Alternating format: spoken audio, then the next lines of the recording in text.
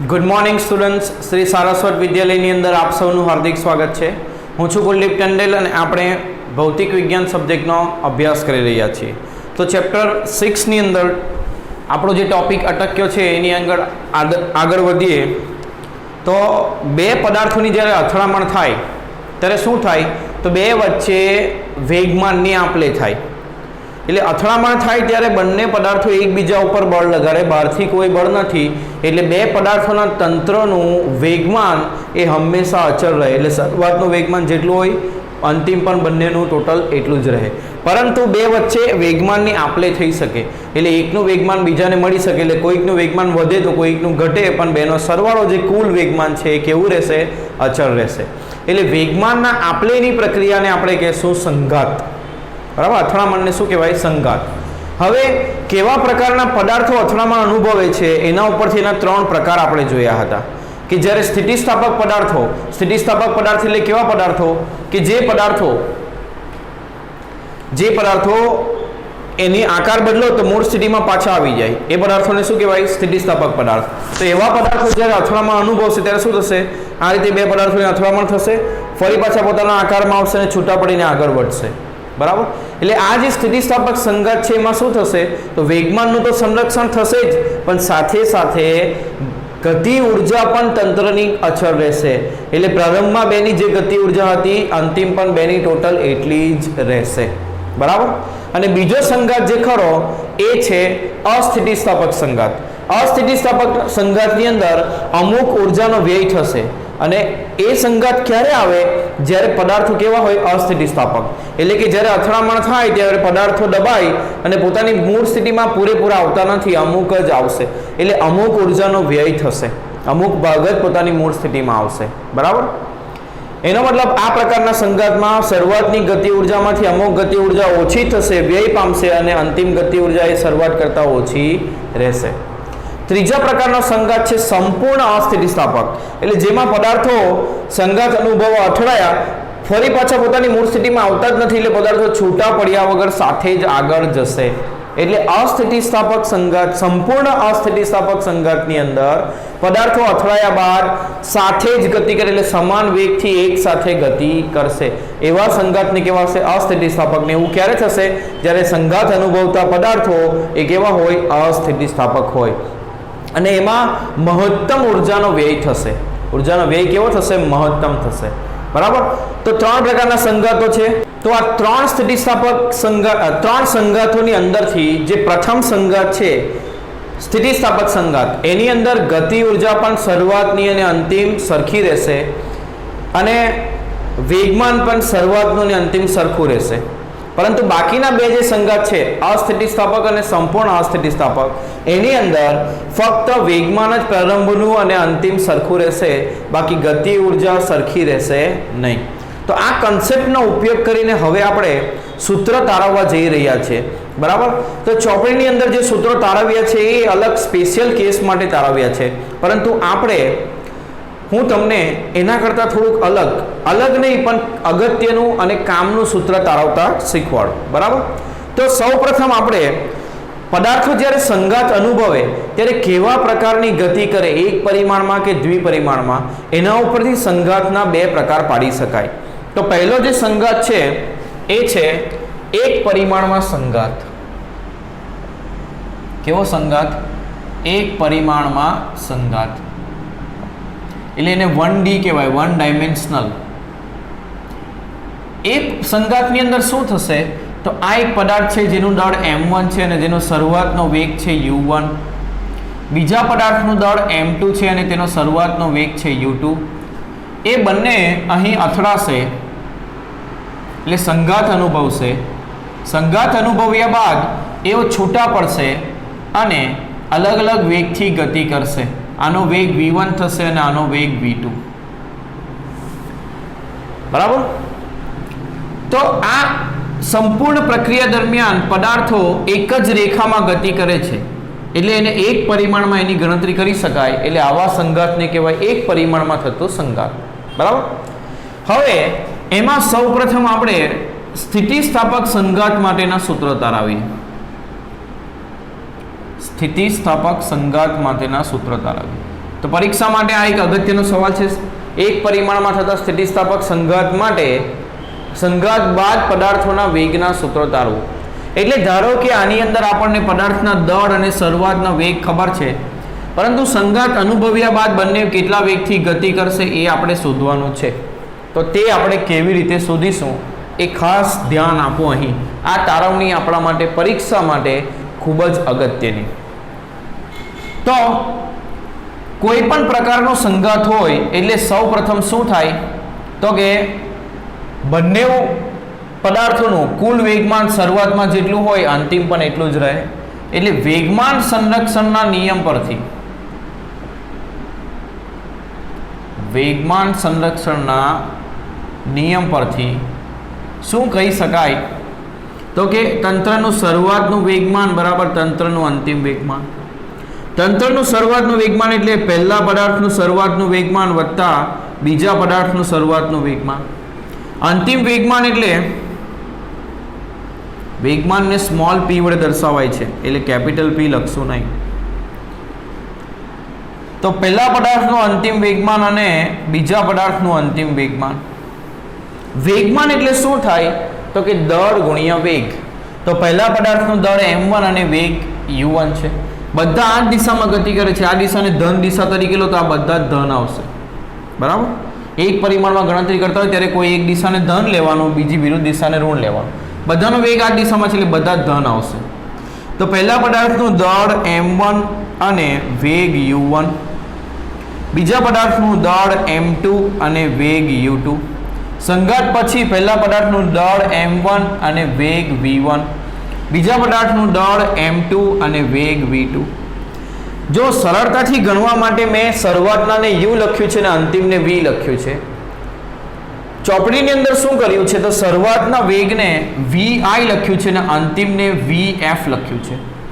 પહેલા માટે લખવાનું હોય તો v1i અને બીજા માટે લખવાનું હોય તો v2f આવી રીતે લખ્યું છે. એટલે શરૂઆતનું છે એવું બતાવવા માટે i અને અંતિમ બતાવવા માટે f આવું ચોપડીની અંદર કર્યું છે. પણ આવું લખવું થોડું અટપટું રહે એટલા માટે આપણે u અને v સંજ્ઞા વાપરીએ તે એ આપણા માટે થોડું ઇઝી રહેશે. અને જેનાથી શું થશે તો કે અંતમાં જે સૂત્ર આવશે એ યાદ રાખવું પણ આપણને ઇઝી રહેશે. ચાલો હવે m1 વાળા પદ અને m2 વાળા પદ એક સાઈડ કરી દઈએ. તો m1 u1, હવે m1 વાળું પદ ડાબી બાજુ લાવો તો માઇનસ m1 v1 થશે. m2 v2 અને m2 વાળું પદ જમણી બાજુ લઈ જાઓ તો માઇનસ m2 u2 થશે. m1 ને કોમન કાઢો તો m1 u1 માઇનસ v1 થશે. m2 ને કોમન કાઢો તો v2 માઇનસ u2 થશે. આ આપણું થયું સમીકરણ નંબર 1. અને આ મુખ્ય સમીકરણ જે હતું એ આપણું સમીકરણ નંબર 2 અથવા તો એને સમીકરણ નંબર 1 કહીએ. બરાબર. હવે સંઘાત સ્થિતિસ્થાપક હોવાથી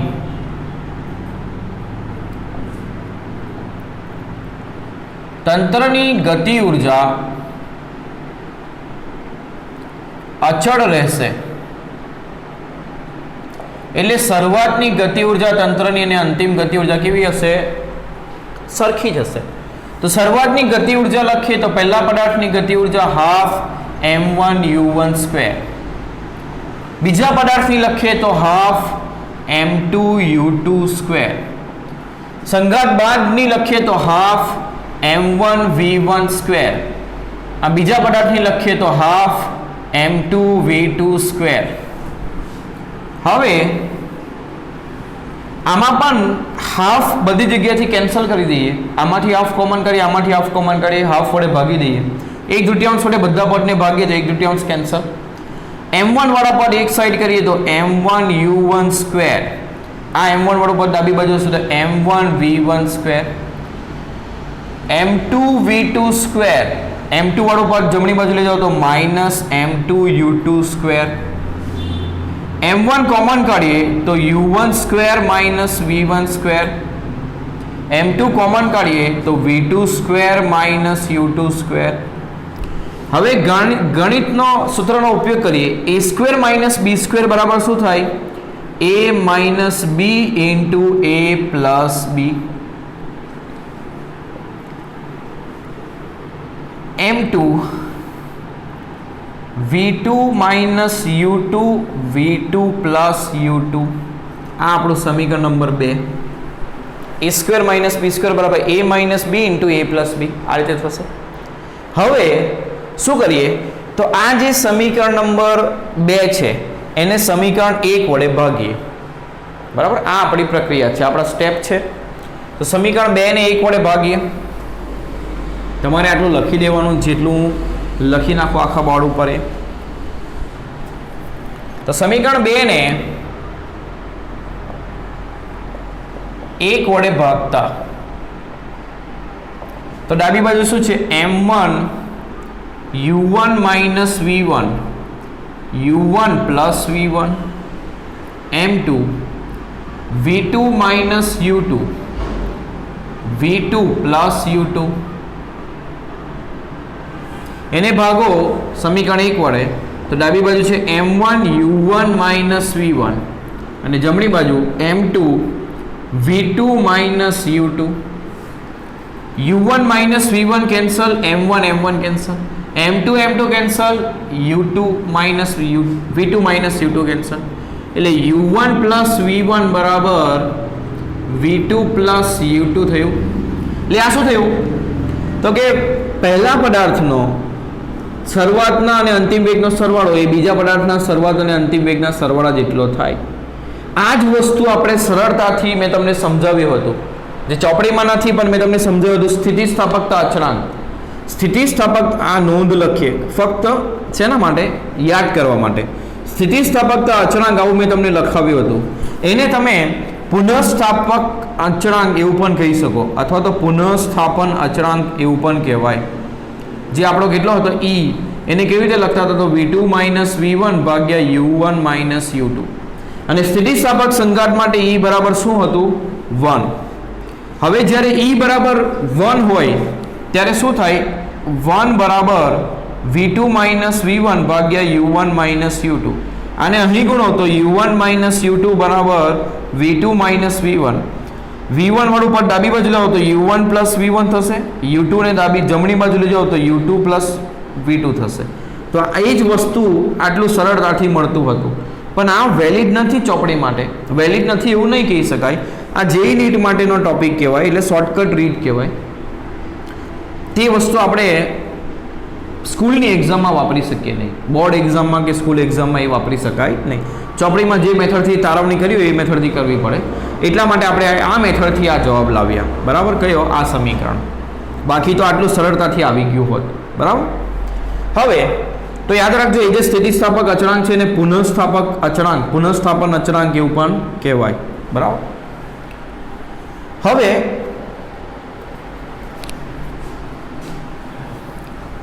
એ જે પુનઃસ્થાપક અચળાંક છે એની કિંમત તમે યાદ કેવી રીતે રાખશો? તો બહુ સરળ છે. પુનઃસ્થાપન કેટલું થયું એના ઉપરથી. જો પૂરેપૂરું થઈ જાય તો 1 એટલે સ્થિતિસ્થાપક, જો થાય જ નહીં તો 0 એટલે સંપૂર્ણ અસ્થિતિસ્થાપક, ને જો અડધું થાય એટલે કે અસ્થિતિસ્થાપક હોય તો 0 થી 1 ની વચ્ચે. તો સિમ્પલ આ રીતે આ યાદ રહેશે નામ ઉપરથી. પુનઃસ્થાપન કેટલું થાય એના ઉપરથી આ ઈની કિંમત આવશે. હવે આ જે સૂત્ર આવ્યું છે, હવે આપણે કરવાનું શું છે? તો સંઘાત બાદ બેના વેગ શોધવાના છે. તો સંઘાત બાદ એક વેગ છે v1 અને બીજો છે v2. તો આપણે એવું કરીએ કે આ સૂત્ર ઉપરથી v2 ની કિંમત બનાવી દઈએ. તો આના પછી આ સ્ટેપ આવશે આપણું. આ સ્ટેપ તો મેં તમને ખાલી ફક્ત જાણકારી માટે લખાવ્યું છે કે અહીંથી પણ તમને મળ્યું હોત સરળતાથી. તો આના ઉપરથી આની કિંમત બનાવીએ. ચલો, આ જાણકારી માટે છે એટલે આને હું કાઢી નાખું. બરાબર, પણ આટલું તમે નોંધી દેજો. બરાબર, બુકની અંદર, ટેક્સ્ટ બુકની અંદર સાઈડમાં કરશે ક્યાં તો આ જે અચળાંકની કિંમત તમે જ્યાં લખી હોય ત્યાં જ આ વસ્તુ લખી દેશો. એને પુનઃસ્થાપક અચળાંક પણ કહેવાય તો પણ ચાલશે. આ ઓલરેડી મેં લખાવેલું જ છે, તમે નામ ખાલી તમે ત્યાં લખી રાખજો. સ્થિતિસ્થાપક અચળાંકને પુનઃસ્થાપક અચળાંક પણ કહેવાશે. તો આના ઉપરથી આપણે એક કામ કરીએ, v2 ની કિંમત બનાવીએ. તો u2 ને ડાબી બાજુ લાવો તો u1 plus v1 minus u2 બરાબર v2 થશે. આ આપણું સમીકરણ નંબર 3. હવે v2 ની કિંમત આપણું જે મેઇન સમીકરણ હતું, સમીકરણ 1, એમાં મૂકીએ. તો સમીકરણ 1 એવું હતું તો m1u1 પ્લસ m2u2 બરાબર m1v1 પ્લસ m2v2 આવું હતું. એમાં v2 ની કિંમત મૂકીએ તો m1u1 પ્લસ m2u2 બરાબર m1v1 પ્લસ m2. v2 ની કિંમત મૂકીએ તો u1 plus v1 minus u2 આવું થશે. તો m1u1 પ્લસ m2u2 બરાબર m1v1 પ્લસ m2u1 ગુણ્યા અને કાઉન્સની અંદર m2 ને m2v1 માઇનસ m2u2. હવે v1 શોધવાનું છે એટલે v1 વાળા પદને આપણે ડાબી બાજુ રાખીએ, બાકીના પદને જમણી બાજુ રાખીએ અને બાકીના પદને ડાબી બાજુ લઈ જઈએ. તો m1u1 પ્લસ m2u2 આને ડાબી બાજુ લાવો તો પ્લસ થઈ જશે m2u2 અને આને ડાબી બાજુ લાવો તો માઇનસ થઈ જશે m2u1 બરાબર m1v1 પ્લસ m2v1. હવે જુઓ, હવે આ જે બે પદ છે એમાંથી u1 ને કોમન કાઢીએ, પરંતુ એ પદને આપણે લખીએ કઈ બાજુ? જમણી બાજુ લખીએ.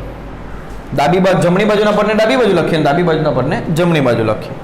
તો આ જે બે પદ છે એમાંથી u1 કોમન કાઢીએ તો પહેલામાં m1 રહી જશે અને બીજામાં માઇનસ m2u1 આવું આવશે. પછી આ બે પદ છે m2u2 પ્લસ m2u2 એટલે બે વખત m2u2 થશે એટલે 2 ટાઈમ્સ m2u2. આ જે પદ છે એમાંથી v1 ને કોમન કાઢીએ તો શું થશે? તો m1 plus m2 into v1 થશે. હવે બધા પદોને m1 પ્લસ m2 વડે ભાગીએ તો અહીંયા v1 રહી જશે ને અહીંયા m1 માઇનસ m2 ભાગ્યા m1 પ્લસ m2 આવશે ઇન્ટુ u1 પ્લસ 2m2 ભાગ્યા m1 plus m2 into u2. તો આ જે સમીકરણ આવ્યું એ આપણે યાદ રાખવાનું છે. તો યાદ રાખવું સહેલું છે. કેવી રીતે? તો જુઓ, v1 છે તો અહીંયા 1 માઇનસ 2 કરવાનું અને આ u1 લખવાનું એની સાથે. નીચે તો m1 પ્લસ m2 જ છે. હવે 1 હોય ત્યારે બીજા પદમાં 2 આવે એટલે m2 અને u2 આવશે. તો તેવી જ રીતે બીજું સમીકરણ તારવવાની જરૂર નથી.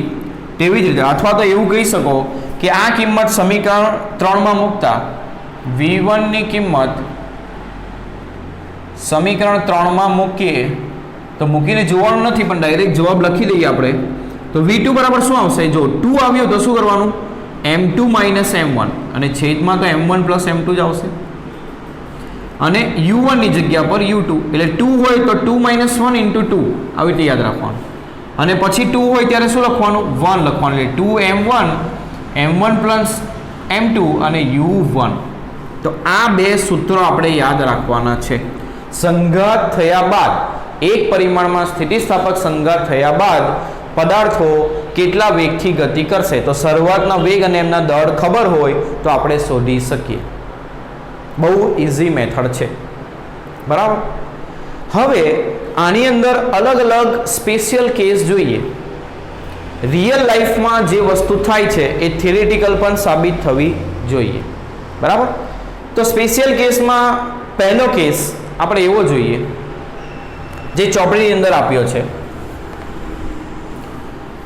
જો ધારો કે આની અંદર બીજો પદાર્થ સ્થિર હોત, બીજો પદાર્થ કેવો હોત? સ્થિર હોત તો શું થાત? એ વસ્તુ ચોપડીની અંદર સાબિત કરીને આપી છે. બરાબર. તમને પેજ નંબર સાથે કહી દઉં, ચોપડી સાથે તમને મેચ કરતા ફાવશે, નહીં તો તમે ગૂંચવાઈ જશો. કરવાનું પરીક્ષામાં આ જ ચોપડીની અંદર બહુ શોર્ટમાં અને સ્પેશિયલ કેસ જ સમજાવ્યો છે. આપણે એવું કરવાનું નથી, આપણે પૂરું સમજવાનું છે. પેજ નંબર 130 ઉપર બોક્સની નીચે હવે સ્થિતિસ્થાપક અથડામણ વિચારો એવું કીધું છે. ત્યાંથી શરૂઆત કરી છે અને ડાયરેક્ટ સૂત્ર લખ્યું છે v1f અને v2f ના. તો એ કેવી રીતે આવ્યા એ આપણે જોઈએ. બરાબર. તો એની અંદર શું કર્યું છે ચોપડીની અંદર એ જુઓ. તો આપણે કેસ નંબર 1 પહેલો કેસ લઈએ. ધારો કે બીજો પદાર્થ સ્થિર છે એટલે કે જો u2 બરાબર 0 હોય એટલે કે બીજો પદાર્થ સ્થિર હોય u2 બરાબર 0 નો મતલબ બીજો પદાર્થ સ્થિર હોય તો શું થાય? તો u2 બરાબર 0 મૂકો તો v1 ની કિંમત શું આવશે? u2 0 હશે તો આખું પદ નીકળી જશે એટલે v1 ની કિંમત આવશે m1 minus m2 divide by m1 plus m2 into u1. આપણે આ સ્પેશિયલ કેસના સૂત્રો યાદ નથી રાખવાના, પણ જે વસ્તુ ચોપડીમાં સાબિત થઈ છે એ કેવી રીતે આવી એ સમજાવું છું. તો ચોપડીમાં અંતિમ વેગને v1f લખ્યું છે અને પ્રારંભિક વેગને v1i લખ્યું છે. તો જુઓ આ એક સૂત્ર લખ્યું છે એમણે. પછી બીજા પદાર્થનો વેગ u2 બરાબર 0 મૂકશો તો આ 0 એટલે આ પદ આવે એટલે શું આવશે? 2m1 ભાગ્યા m1 પ્લસ m2 u1. હવે બીજા પદાર્થના અંતિમ વેગને v2f લખ્યું છે અને શરૂઆતના વેગને v2i લખીશું, v1i લખીશું, 1i અને આ 2f. તો આ સૂત્રો બુકની અંદર સાબિત કર્યા છે 130 પેજની અંદર. જુઓ સ્થિતિસ્થાપક સંઘાત માટે સમજવા માટે આ કેસ આપણે કરી રહ્યા છે. ઘણી વખત એ તમને એમસીક્યુ તરીકે પૂછાઈ શકે, પણ બધું થશે આ સૂત્ર ઉપરથી. એટલે સૌપ્રથમ તમારે આ સૂત્ર યાદ રાખવાનું ને તારવતા શીખવાનું છે. ખૂબ જ અગત્યનો ટોપિક આ ચેપ્ટર માટે. કેસ નંબર 2 જોઈએ. ધારો કે એવું હોય જો બંને પદાર્થના દળ સમાન હોય એટલે m1 બરાબર m2 હોય તો શું થાય? તો બંને પદાર્થના દળ સમાન લઈએ તો v1 m1 is equal to m2 બરાબર m સરખા હોય તો શું થાય? તો આમાં m મૂકીએ તો m માઇનસ m 0 થશે. 0 સાથે કંઈ પણ ગુણાશે એટલે 0 એટલે આખું પદ 0 એટલે v1 બરાબર શું આવશે? 2m. m2 ની જગ્યા પર m મૂકીએ, m plus m into u2. 2m ભાગ્યા 2m એટલે કેટલું થશે? 2m ભાગ્યા 2m એટલે 1 એટલે આવું થશે. પછી v2 નું સૂત્ર શોધીએ તો m માઇનસ m એટલે આ પણ 0 આખું પદ. તો અહીંયા 2m divide by m plus m એટલે 2m u1. 2m કેન્સલ એટલે v2 બરાબર u1 આવ્યું. આ શું બતાવે? જો બે સરખા દળના પદાર્થો અથડાશે, જો બે સમાન દળના પદાર્થો અથડાશે તો શું થશે? પહેલાનો અથડામણ બાદ વેગ કેટલો થશે? બીજાનો જે હતો એ, અને બીજાનો કેટલો થશે? પહેલાનો જેટલો હતો એ. એટલે બંને એકબીજાના વેગની આપલે કરી દેશે. એટલે આનો u2 છે તો અથડામણ બાદ આનો થઈ જશે આના જેટલો, એટલે અથડામણ બાદ m2 એટલે v2 બરાબર થઈ જશે પહેલાનો વેગ જેટલો, બરાબર. એટલે v2 બરાબર શું થઈ જશે? u1. એટલે બંને એકબીજાના વેગની આપલે કરશે. એક પદાર્થ 3 મીટર પ્રતિ સેકન્ડથી જાય છે, એક 5 મીટર પ્રતિ સેકન્ડથી. બંને સમાન દળના હોય તો સ્થિતિસ્થાપક સંઘાત જો થાય તો જેનો 3 હતો એનો 5 થઈ જશે, જેનો 5 હતો એનો 3 થઈ જશે. બંને એકબીજાના વેગની અદલ બદલ કરશે એવું કહી શકો. ક્યારે? જ્યારે બંનેના દળ સમાન હોય અને સંઘાત કેવું હોય? સ્થિતિસ્થાપક હોય ત્યારે જ. યાદ રાખજો આ તારવણી આપણે સ્થિતિસ્થાપક સંઘાત માટે કરી છે, ગૂંચવાતા નહીં, બરાબર. હવે ત્રીજો એક કેસ લઈએ. જો પ્રેક્ટિકલી વિચારીએ, બહુ મોટા પથ્થર ઉપર એક નાની લખોટી હું આમ મારું છું તો શું થશે? એ જઈને અથડાઈને પાછી આવશે. તો શું થિયરેટિકલ આવું થાય છે? જોઈએ આપણે. આ m2 છે ને આ m1 છે, તો આમાં શું છે?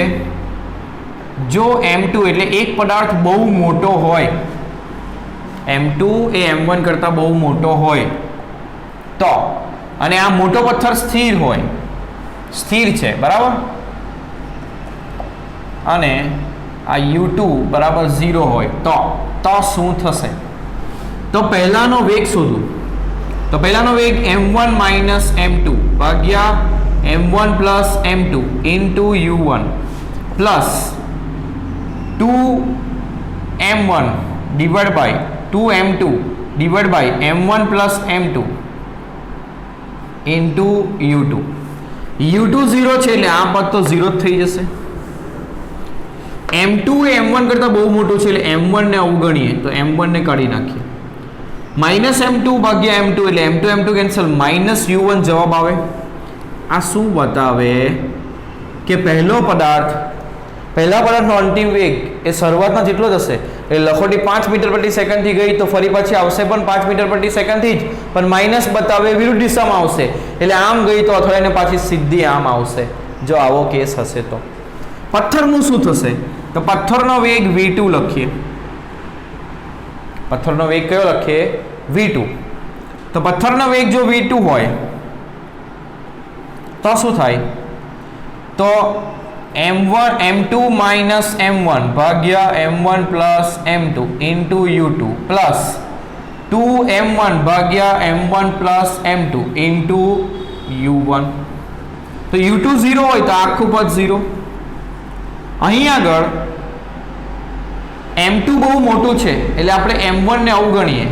તો અહીં આગળ ધારો કે m1 ને આપણે અવગણીએ, આ m1 ને અવગણ્યા, બરાબર. તો જવાબ શું આવે? બીજાનો વેગ કેટલો થશે? 2m1 u1 ભાગ્યા m2. હવે m2 m1 કરતાં બહુ મોટું હોવાથી આ પદ ખૂબ નાનું આવશે એટલે આને અસર જ થશે નહીં એવું કહી શકાય. m2 ખૂબ મોટું હોવાથી આ જવાબ એ એવું વિચારો તમે, m2 m1 કરતાં બહુ મોટું છે તો m2 વડે ભાગી દો તો આવું થશે. એટલે m1 ભાગ્યા m2 એ 1 કરતાં બહુ નાનું થશે. બહુ નાનું એટલે એપ્રોક્સિમેટ તમે એવું લઈ લો કે આ ધારો કે કેટલું છે 0.000001 છે, એનો મતલબ આ એપ્રોક્સિમેટ 0 જ થશે. એટલે બીજો પદાર્થ ખસે જ નહીં એવું કહી શકાય. સિમ્પલ. તો આ પ્રમાણે આ સ્પેશિયલ કેસ તમે કરી શકો. હજુ એક કેસ જોઈએ તો ધારો કે જે કેસની અંદર આપણે બે પદાર્થોના દળ સમાન લીધા, એમાં પણ ધારો કે બીજો પદાર્થને સ્થિર લઈએ તો શું થાય? તો બીજો પદાર્થ સ્થિર હોય તો u2 બરાબર 0 એટલે આ 0 થઈ જશે અને આ તો આટલું જ આવશે. એનો મતલબ શું થયો કે એક પદાર્થ u1 વેગથી ગતિ કરે છે, બીજો સ્થિર છે. તો આને અથડાશે, અથડામણ બાદ શું થશે? તો આનો જે વેગ છે 1 નો વેગ એ કેટલો થઈ જશે? 0. એટલે આ સ્થિર થઈ જશે અને આના વેગથી ગતિ કરવા લાગશે. એટલે આ અહીંયા સ્થિર હતો, આવ્યો અથડાયો, આ ગતિ કરવા લાગશે, આ અહીંયા જ રહી જશે. આવું થશે જો બંનેના દળ સરખા હશે ને બીજો સ્થિર હશે તો. તો આ પ્રકારના સ્પેશિયલ કેસ સમજવા માટે મેં તમને કરાવ્યા. બાકી આપણે મુખ્ય કેસનો જે સૂત્ર છે એ જ યાદ રાખીશું તો આ બધું જ સોલ્વ થશે આપણાથી. સ્પેશિયલ કેસ જે તમને કરાવ્યા એ 1 માર્ક્સમાં પૂછાઈ શકે કે આવું હોય તો પદાર્થો કેવા પ્રકારની ગતિ કરશે. તો એ તમારે 1 માર્ક માટે આ સ્પેશિયલ કેસ સમજીને કરવાના રહેશે, બરાબર. તો આ સ્થિતિસ્થાપક સંઘાત એક પરિમાણમાં થાય ત્યારે અથડામણ બાદ એટલે સંઘાત થયા બાદ પદાર્થના વેગ કેટલા હોય એ આપણે તારવ્યા અને એ તમારે સમજીને યાદ પણ રાખવાના છે અને એની તારવણી પણ શીખવાની છે. અને સ્પેશિયલ કેસમાં શું થાય એ પણ મેં તમને સમજાવ્યું. એટલે ખરેખર તમે વિચારો તો એક લખોટીને હું દિવાલ ઉપર મારું તો લખોટી પાછી આવશે, દિવાલને કશું થશે નહીં એવું આપણે સાબિત પણ કર્યું, બરાબર. અને બીજો એક સ્પેશિયલ કેસ ધ્યાનમાં રાખો કે સમાન દળના પદાર્થો સ્થિતિસ્થાપક સંઘાત અનુભવે તો બંને એકબીજાના વેગની આપ લે કરે. એટલે પહેલો પદાર્થ સ્થિર હોય, બીજો ગતિ કરતો હોય તો અથડાશે એટલે બીજો સ્થિર થઈ જશે અને પહેલો ગતિ કરવા લાગશે, બરાબર. તો આ બધા સ્પેશિયલ કેસ તમારે 1 માર્ક માટે યાદ રાખવાના અને તારવણી ખૂબ અગત્યની છે તેથી કરવી, બરાબર. હવે ચોપડીની અંદર અસ્થિતિસ્થાપક સંઘાતમાં ઉર્જાનો વ્યય કેટલો થાય એની ગણતરી કેવી રીતે કરવી એ શીખવાડ્યું છે, બરાબર. તો એ ચોપડીમાં જે શીખવાડ્યું છે એટલું આપણે ગણીએ, બાકી આપણે એને યાદ રાખવાની જરૂર નથી. પણ ચોપડીમાં આપ્યું છે એટલે આપણે શીખી લઈએ. એ એક પ્રકારનો સ્પેશિયલ કેસ જ કહેવાય, બરાબર. પરંતુ યાદ નથી રાખવાનું સૂત્ર એની અંદર તારવશું એ, પણ ફક્ત એને સમજી લઈએ.